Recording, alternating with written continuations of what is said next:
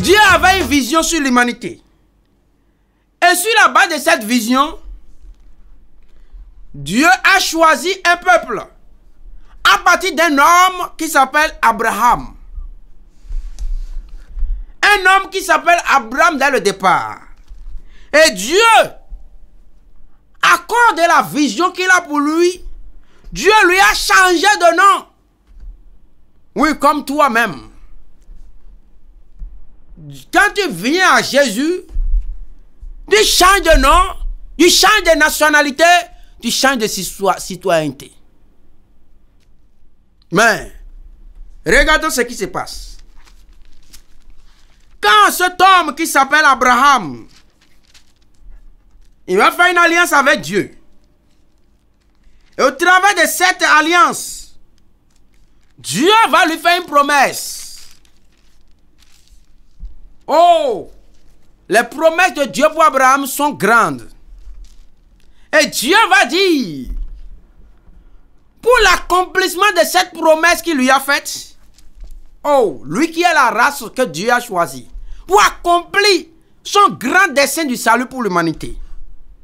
En réalité, malheureusement, quand les gens pensent, ils pensent que non, que le salut est seulement pour le peuple juif, non. La Bible dit le salut vient des juifs. Vous voyez, c'est comme on dit qu'il y a un médicament. Bon, maintenant, même si un médicament a été préparé dans un laboratoire, bien dans un pays, ça ne veut pas dire que le médicament là est seulement pour ce pays, quand même. C'est pour tous ceux qui cherchent à avoir accès à ce médicament, qui pensent qu'ils sont malades, qu'ils ont besoin de ce médicament et qui remplissent les conditions, les protocoles d'accès à ce médicament. Ils auront ça. Ils vont l'utiliser, ils seront guéris. C'est la même chose. Et Dieu, c'est pourquoi Jésus va dire, dans Jean 4, à la femme samaritaine, dit, le salut vient des Juifs. Oui. Parce qu'il dit, toutes les nations de la terre seront bénies en Abraham.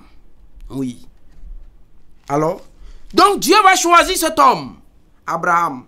Et quand Abraham va faire son sacrifice d'alliance avec Dieu, Dieu va lui dire que sa postérité ira en esclavage. Et pendant 400 ans, après 400 ans, que lui va libérer sa postérité, mais il va juger la nation à laquelle la postérité d'Abraham sera asservie. Et quand Dieu va libérer sa postérité d'Abraham, c'est pour qu'il vienne posséder la terre promise de Canaan. Oh, Zion. La terre que Dieu s'est choisie. Le Dieu de Jérusalem. Le Dieu de la cité de paix. Donc la vision de Dieu est claire. Et ça, Dieu est un bon architecte. Qu'est-ce que Dieu faisait par là? Vous savez, pour construire une maison, un homme sensé ne peut pas se mettre.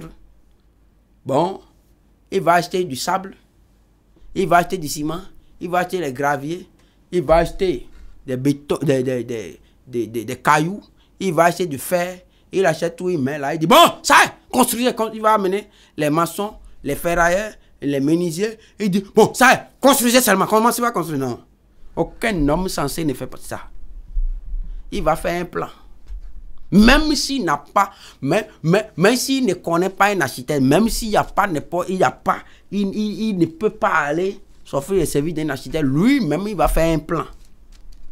Un plan qui est un plan architectural. C'est lui, même s'il n'est pas architecte, c'est lui son plan architectural, ça. Donc, il va faire un plan. De l'architecture, de la maison qu'il veut construire. C'est la même chose que Dieu a faite. Israël était comme le plan architectural. C'est pourquoi il dit, l'Ancien Testament est l'ombre des choses à venir. Donc, la maison que cette personne veut bâtir, c'est-à-dire le plan architectural qu'il a établi, est comme l'ombre de la maison. La maison là est dans son esprit, il voit.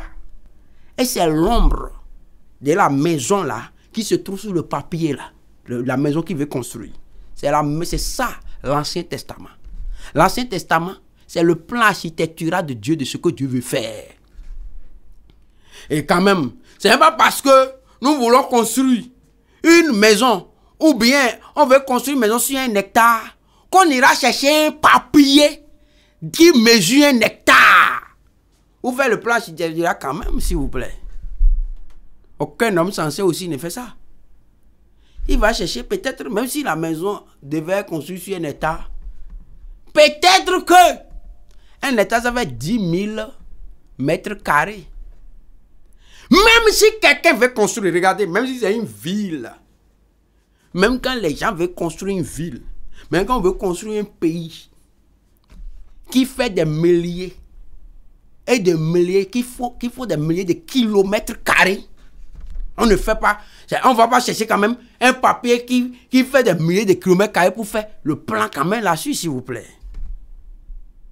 Peut-être on va faire le plan même sur un papier qui ne fait même pas 1 mètre carré. Vous voyez ça? Un papier qui ne fait même pas 1 mètre carré. C'est sur ce papier-là qu'on va faire le plan de cette cité, de cette ville, ou bien de ce pays qui fait des milliers de kilomètres carrés, s'il vous plaît. Pas milliers d'hectares, hein, de kilomètres carrés. Sachant que 1 kilomètre carré, 1 kilomètre carré, ça fait combien? Ça fait 100 hectares. Donc, regardez, un pays que quelqu'un veut construire qui fait des milliers de kilomètres carrés, donc des milliers, des centaines, donc des centaines de milliers d'hectares. On va faire le plan sur un papier qui ne fait même pas 1 kilomètre, 1 mètre carré. Alors qu'un État seulement là, ça fait 10 000 mètres carrés. Ça veut dire que des milliers de kilomètres carrés, c'est des milliards et de milliards de mètres carrés. Mais on va faire le plan sur un papier qui ne fait même pas 1 mètre carré. Ça veut dire quoi? Qu'est-ce que je vais vous faire comprendre? Dieu étant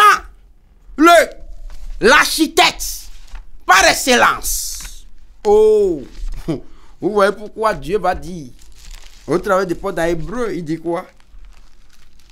Dans Hébreu 11, il dit quoi? Il y a une ville dont Dieu était quoi? Il est quoi? L'architecte. Dans Hébreu 11, verset 10, il dit car il attendait la cité qui a de solides fondements, celle dont Dieu est l'architecte et le constructeur. Dieu lui-même, il est un architecte constructeur. Lui n'est pas un architecte simple. Alors, il veut construire une cité. Qu'est-ce que Dieu va faire? Dieu va choisir comme papier, le papier sur lequel il va faire le plan architectural. Ce papier-là, c'est Abraham et sa postérité. Voilà. C'est là. Il va dessiner le plan architectural. Donc le peuple d'Israël, Abraham et sa postérité, c'est ça qui construit le peuple d'Israël. C'est ça, le peuple sur lequel il va dessiner, il va faire le dessin de ce qu'il veut construire. Il va jeter les bases de la vision qu'il a pour l'humanité tout entière. Malheureusement, les gens disent que non. Dieu est seulement le Dieu des Juifs. Non, s'il vous plaît, c'est une erreur. Dieu est le Dieu de toute la création, sans exception. Et le plan il a fait pour toute l'humanité, mais il fallait un point de départ parce que Dieu, non seulement il est un architecte, non seulement il est un constructeur, mais il est aussi un grand pédagogue. C'est pourquoi le Seigneur au travers de Paul va dire que la loi était comme un pédagogue pour nous amener à Christ, à Jésus-Christ. Et il dit, ces choses, c'est l'homme des choses à venir, mais le corps est en Christ. Le corps est en Jésus-Christ. Alors, Dieu, nous voyons, nous sommes en train de voir la vision de Dieu, la vision céleste. Dieu est assis au ciel. Il règne au ciel, il règne sur la terre, il règne sur toute sa création. Et nous allons vers Dieu. Alors, comme Dieu a pris Israël, a pris Abraham comme la base pour dessiner son plan architectural pour la création, pour l'humanité tout entière, alors il a dit, ta postérité sera asservie à une nation pendant 400 ans. Et dans l'accomplissement de cette promesse que Dieu a faite, il se fait que la nation à laquelle Israël était asservi, cette nation s'appelle l'Égypte. L'Égypte était la première puissance économique militaire, la première civilisation du monde en son temps. C'était l'Égypte. Les enfants d'Israël sont allés là-bas. Et comme ils sont allés là-bas, qu'est-ce qui se passe? Ils vont faire les 400 ans. Après les 400 ans, comme ils n'ont pas prié tout ce que Dieu vous dit, toutes les promesses que Dieu fait, Dieu va toujours chercher un homme qui va intercéder. Il va élever un mur. Il va intercéder pour que Dieu l'accomplisse. Parce que Dieu s'est refusé d'intervenir dans les affaires des hommes sans qu'il ne trouve un moyen humain, qu'il ne trouve un homme. Oui, ça c'est le Dieu souverain et fidèle, le Dieu juste. Alors, jusqu'au moment où ils ont commencé à crier, 30 ans après, alors Dieu va susciter un homme. Il s'appelle Moïse. Et Moïse va venir avec une vision claire. La vision première avec laquelle Dieu a dit à leur père Abraham, la postérité ira à la servitude. Mais je vais juger la nation à laquelle ils seront servis après 400 ans. Et ils seront libérés. Ils vont sortir avec beaucoup de richesses et de trésors. Et ils vont revenir sur cette terre. Ils vont posséder ce pays. Hey. Cette terre sur laquelle tu te tiens là. La postérité va posséder cette terre. C'était la vision de Dieu. Et cette terre était le symbole de la cité céleste. Et c'est pourquoi la Bible a dit clairement après, dans Hébreux 11, que quoi? Ils espéraient quoi? Ils avaient envie quoi? Une cité céleste. Voilà. Celle dont Dieu est l'architecte et le constructeur. C'est la cité céleste. Celle qui va descendre, comme Apocalypse nous dit dans Apocalypse 22, qui va descendre auprès de Dieu. Pour venir s'asseoir. Ça, c'est la Jérusalem céleste. Il va venir s'asseoir à la place où se trouve la Jérusalem terrestre maintenant. La Jérusalem céleste va descendre. C'est clair. C'est pas moi qui le dis, c'est la Bible qui nous le dit. Donc Dieu est dans sa vision. Et Dieu ne change pas. Les hommes peuvent changer de vision, mais le changement, les formes de progrès, tous les progrès qui ont lieu jusque-là, ne peuvent pas faire changer la vision de Dieu. Mais ces progrès sont là pour confirmer que la vision de Dieu est vraie et que toutes les prophéties sont vraies. Tous les progrès technologiques ou de quelque manière que ces progrès évoluent, ces progrès-là ne font que confirmer que la parole de Dieu est vraie. Parce que malheureusement, les gens disent que les temps ont évolué. L'évolution des temps, Dieu est le maître des temps et des circonstances. Il est le Dieu d'éternité en éternité. Il existait avant le temps. C'est lui qui a créé les temps. Les temps finiront et lui subsistera encore. Donc, ce n'est pas... Et comme Dieu, la même lui dit que Dieu est la parole, que la parole de Dieu là, c'est Dieu lui-même. Donc, cette parole-là ne peut pas évoluer pour rattraper le temps, non. C'est le temps qui est en train d'évoluer pour rattraper la parole et confirmer que la parole est vraie. C'est tout. Donc, quelqu'un qui croit autre chose est perdu. Voilà. Donc, voyons que ce peuple d'Israël devrait suivre Dieu. Dieu a envoyé maintenant Moïse. Moïse qui était le symbole alors du Messie. Parce que de la même manière que Dieu va envoyer Moïse pour enlever, pour qu'il va utiliser pour délivrer Israël de la servitude de Pharaon et de l'Égypte, Dieu va envoyer plus tard Jésus pour délivrer l'humanité tout entière de la servitude de Satan, de la servitude du péché et de l'enfer. C'est ça. Et pour amener l'humanité au ciel. Alors, donc la vision est claire. Je pense que le parallélisme se dessine clairement dans votre esprit. Il y a un parallélisme entre l'Ancien Testament et le Nouveau Testament. Et pour comprendre véritablement le Nouveau Testament, il faut se référer à l'Ancien Testament. Parce que quand vous êtes vraiment un architecte, ou bien vous êtes un constructeur, vous voulez construire une maison, tous ceux qui ont pris les marchés d'État ou privés, des trucs comme ça, qui ont fait des grandes choses, des grandes réalisations, qui ont construit des grandes infrastructures, je les ai toujours vus avec le plan. Le plan de construction toujours en main pour évoluer, pour s'assurer qu'ils ne vont pas commettre d'erreurs. L'Ancien Testament, c'est le plan. Le corps Jésus, la nouvelle alliance que Jésus a amenée, c'est la construction elle-même. C'est la construction elle-même.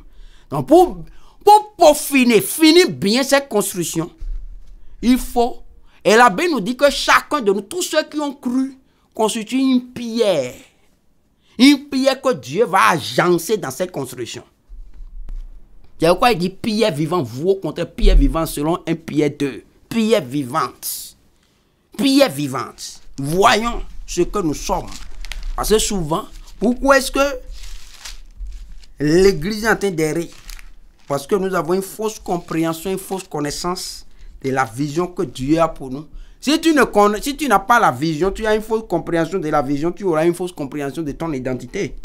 1 Pierre 2, verset 4, il dit, approchez-vous de lui, pierre vivante, rejetée par les hommes, mais choisie précieuse devant Dieu. Vous voyez?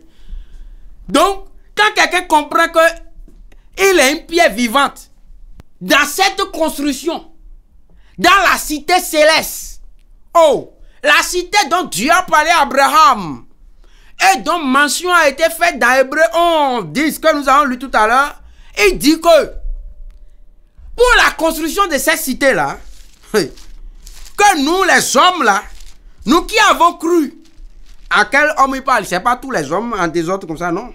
Il faut voir, il dit, dans le verset 1er de 1 Pierre 2, il dit, rejetant donc toute malice et toute ruse, la dissimulation, l'envie, toute médisance, désirez comme des enfants nouveau-nés. Donc c'est les gens qui sont nés de nouveau. Désirez comme des enfants nouveau-nés le lait spirituel puis afin que par lui vous croissiez pour le salut si vous avez goûté que le Seigneur est bon. Donc c'est ceux qui sont nés de nouveau. C'est à eux il parle. Et il dit quoi? Comme des pierres vivantes. Les pierres vivantes. Ouais. Il dit, et vous-même, verset 5, des pierres vivantes, rejetées par les hommes. Vous voyez, les pierres vivantes ont été rejetées par les hommes.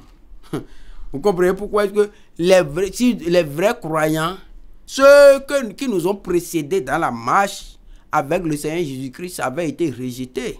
C'est pourquoi le monde va toujours rejeter ce qui n'est pas à lui. Le monde va toujours rejeter un vrai enfant de quelqu'un qui veut marcher avec le Seigneur. Le monde va trouver que lui, là, il n'est pas des nôtres. Le monde va le rejeter. Donc, si tu veux que le monde, ça t'accepte, oh, toi-même, tu as un problème. Tu as un problème si tu veux que le monde t'accepte. Tu es chauve-souris. Tu es un chrétien chauve-souris. Tu connais la chauve-souris, non? Elle n'est ni chien ni oiseau. Chauve-souris, là, regarde sa tête. Sa tête est comme la tête du chien. Mais il vole quand même. Elle vole comme oiseau. Tu es chrétien chauve-souris, tu dois sortir de là. Verset 5, il dit, et vous-même, comme des pierres vivantes, édifiez-vous pour former une maison spirituelle. Un saint sacerdoce afin d'obtenir des victimes spirituelles agréables à Dieu Jésus-Christ. Oui. Donc, nous sommes des pierres vivantes. Ceux qui ont donné leur vie au Seigneur Jésus-Christ. Vous formez quoi? Vous formez une habitation de Dieu. Vous formez une habitation de Dieu. C'est clair. Vous formez quoi? La maison de Dieu. Le temple de Dieu, le tabernacle de Dieu, là où Dieu va habiter. C'est ça la cité céleste qui va descendre du ciel. Vous voyez? Et dit, dans Apocalypse 21, verset 1er, puis j'ai vu un nouveau ciel et une nouvelle terre.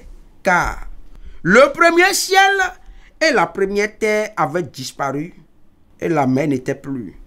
Et je vis descendre du ciel, d'auprès de Dieu, la ville sainte, la nouvelle Jérusalem préparée comme une épouse qui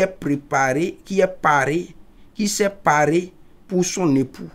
Et j'entendis du trône une voix forte qui disait, voici le tabernacle de Dieu avec quoi?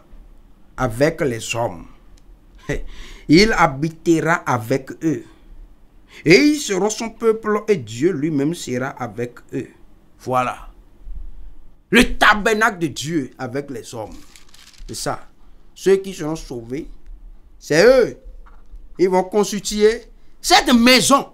C'est pourquoi il va dire, regarde maintenant toujours dans l'Apocalypse, chapitre 21.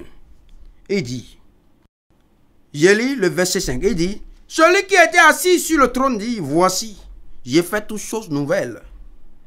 Voici, j'ai fait toutes choses nouvelles. Et il dit, écrit, car ces paroles sont certaines et véritables. Et il me dit, c'est fait. Je suis l'alpha et l'oméga, le commencement et la fin. À celui qui a soif, je donnerai de la source de l'eau, de la vie gratuitement. Celui qui vaincra héritera ces choses. Je serai son Dieu et il sera mon fils. Mais pour les lâches, les incrédules, les abominables, les meurtriers, les impudiques, les enchanteurs, les idolâtres et tous les menteurs. Leur part sera dans les temps de feu et de soufre, ce qui est la seconde mort. Puis, verset 9, puis, un des 7 anges qui tenait les 7 coupes remplies des 7 derniers fléaux vint et m'adressa la parole en disant, viens et je te montrerai l'épouse, la femme de l'agneau. Merveilleux. Que Dieu fasse grâce, nous fasse grâce de faire partie, oui, d'être cette épouse de l'agneau, la femme de l'agneau. Verset 10. Et il me transporta en esprit sur une grande et haute montagne, et il me montra la ville sainte, Jérusalem. Vous voyez, c'est-à-dire, ça là, c'est la fin de tout ce que Dieu a commencé depuis Genèse avec Abraham. C'est ça qui est en train de s'accomplir ici. Toutes les nations. Regardons, suivons bien. Il dit, et il me transporta en esprit sur une grande et haute montagne, et il me montra la ville sainte, Jérusalem, qui descend du ciel d'auprès de Dieu, ayant la gloire de Dieu. Vous voyez ça? Parce que dans le jardin, tous son péchés sont privés de la gloire de Dieu. Maintenant, en Jésus-Christ, il retrouve la gloire de Dieu. Et comment ça a commencé? Cette histoire de Jésus-Christ, ça a commencé avec Abraham. C'est ça. Le plan architectural a été conçu en Abraham et sa postérité. C'est pourquoi il dit le salut vient des Juifs. Vous comprenez? De la même manière que la construction qui a été, quand une construction est construite là, c'est sur la base, c'est-à-dire ça vient du plan architectural. Quand on voit, c'est beau, la construction est belle, tout ça, ça vient du plan architectural. C'est comme ça. Les fondements ont été posés comment? Suivant le plan architectural. Et c'est que ça signifie, le salut vient des Juifs. Alors, verset 11, son éclat était semblable à celui d'une pierre très précieuse, d'une pierre de jaspes transparente comme du cristal. Verset 12, elle avait une grande et haute muraille. Elle avait 12 portes, et sur les portes 12 anges. 12 anges et des noms écrits, ceux des 12 tribus des fils d'Israël. Oui, elle avait une grande et haute muraille, la ville. Elle avait 12 portes. Et sur les portes, 12 anges.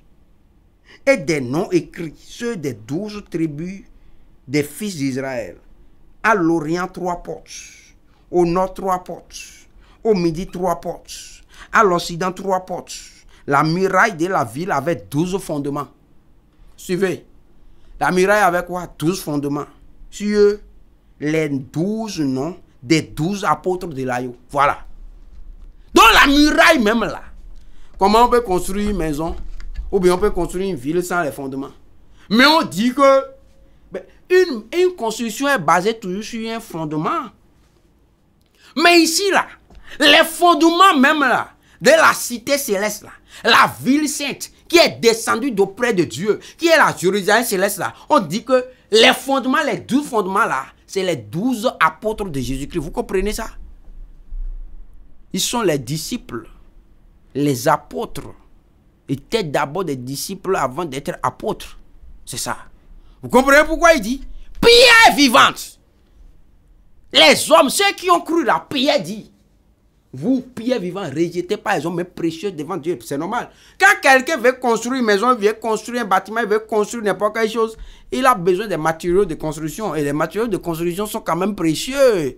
À ses yeux quand même, pour un constructeur. Et Dieu est l'architecte et le constructeur. Donc les pierres sont importantes pour Dieu. Mais pourquoi pierre vivant? Parce que la Bible dit que Dieu n'est pas le Dieu des morts, mais le Dieu des vivants. Donc le Dieu des vivants ne veut pas construire une maison morte. Non, avec des pierres mortes, il va construire une maison vivante avec des pierres vivantes. Donc des hommes en qui il a mis son esprit. C'est ça la chose, la vérité. Alors il dit, verset 15, celui qui me parlait avait pour mesure un roseau d'or, afin de mesurer la ville, ses portes et sa muraille. La ville avait la forme d'un carré, et sa longueur était égale à sa largeur. Il mesura la ville avec le roseau, et trouva 12 000 stades. La longueur, la largeur et la hauteur en étaient égales. Il mesura la muraille et trouva 144 coudées mesure d'homme qui étaient celles de l'ange. La muraille était construite en jaspes et la ville était d'or pur, semblable à du verre pur. Les fondements de la muraille de la ville étaient ornés de pierres précieuses de toute espèce. C'est ça. Qui est orné de pierres précieuses de toute espèce. C'est la vie du croyant. C'est ça. L'épouse de Jésus-Christ. Qui est ornée parce qu'il a dit que la fille là est descendue comme une épouse préparée pour son époux. Mais c'est qui l'épouse de l'agneau? L'époux de l'agneau, c'est quoi? Il dit, viens, il va te montrer l'épouse de l'agneau. Je te montrerai l'épouse de... C'est qui l'épouse de l'agneau? C'est l'église. Donc les pierres précieuses, vous voyez, vous comprenez? Les murailles là, les fondements étaient les apôtres. Et non des apôtres. Donc, pourquoi il dit des hommes, que les hommes là sont quoi? Sont des pierres vivantes. Les 12 portes, verset 21. Les 12 portes étaient 12 perles. Oh, l'âme d'un homme est plus précieuse qu'une perle. C'est ça. Ton âme est plus précieuse qu'une perle. C'est pourquoi il dit le sage s'empare des âmes. Le sage ne s'empare pas de l'argent, de CFA, du dollar. Non, le sage s'empare des âmes. Alors, verset 21. Les 12 portes étaient de 12 perles. Chaque porte était d'une seule perle. La place de la ville était d'or pur comme du verre transparent. Je ne vis point de temple dans la ville, car le Seigneur Dieu Tout-Puissant est son temple, ainsi que l'agneau. La ville n'a besoin ni de soleil ni de lune pour l'éclairer, car la gloire de Dieu l'éclaire et l'agneau est son flambeau. Qui est-ce que la gloire de Dieu éclaire? Je prie que la gloire de Dieu t'éclaire. La lumière de Dieu va jaillir dans ton cœur. Les nations marcheront à sa lumière, et les rois de la terre y apporteront leur gloire. Ces portes ne se fermeront point le jour, car il n'y aura point de nuit. On y apportera la gloire et l'honneur des nations. On y apportera la gloire et l'honneur des nations. C'est le plan de Dieu. Le plan final. C'est de cette cité que Dieu a parlé à Abraham. C'est pourquoi il dit dans Hébreux au chapitre 11 que Abraham avait quoi en vue quoi? Abraham avait en vue la cité céleste. C'est de cette cité. Hébreux 11, 10, il dit qu'il attendait la cité qui a de solides fondements. Toutes les cités de ce monde seront ébranlées, détruites. Il n'y a rien à faire. Peu importe les matériaux avec lesquels les hommes vont les construire. Ces matériaux seront réduits en cendres par le feu de l'Éternel. Ce feu devant lequel rien ne peut subsister dans ce monde. Ce feu va les détruire. C'est pas moi qui le dis. La Bible dit clairement dans 2 Pierre 3. Mais il y a une cité qui a de solides fondements. C'est de cette cité qui nous parle dans Apocalypse 21. C'est cette cité que Abraham avait en vue. Il avait cette vision. Donc vous comprenez que de la même manière que Abraham, son petit-fils, arrière-petit-fils Paul, Abraham a eu la vision. Quand il a rencontré Dieu, il a eu la vision céleste. Sa vision a changé. Abraham était avec son père. Il était dans l'idolâtrie. Pensait qu'il adorait Dieu, mais c'est des faux dieux. Jusqu'au jour où il a rencontré le vrai Dieu. Sa vision a changé. Quand il était avec les faux dieux, il avait la vision terrestre. Mais quand il a rencontré le vrai Dieu, sa vision a changé. C'est la vision céleste. Donc il avait quoi? Maintenant, il a commencé par espérer les choses d'en haut. La cité céleste. De la même manière, Paul a fixé les regards sur la vision céleste. Quelle est ta vision? L'histoire continue. Seigneur éternel Dieu, nous voulons te dire infiniment merci pour ta grâce renouvelée dans notre vie. Nous prions, comme tu nous donnes cet enseignement, nous prions que ton peuple puisse revoir sa copie. Que les hommes qui l'entendent, Seigneur, se remettent en cause, revoient, reconsidèrent les voies, qui reconsidèrent les voies pour s'attacher à toi, Jésus-Christ, pour la cause, une seule cause, la vision, la cause et la vision céleste, qui marche avec toi et qu'à la fin, Seigneur, notre course ne soit pas une course en vain. Nous te disons merci parce que tu nous as exaucés. Au nom de Jésus, nous avons prié. Amen.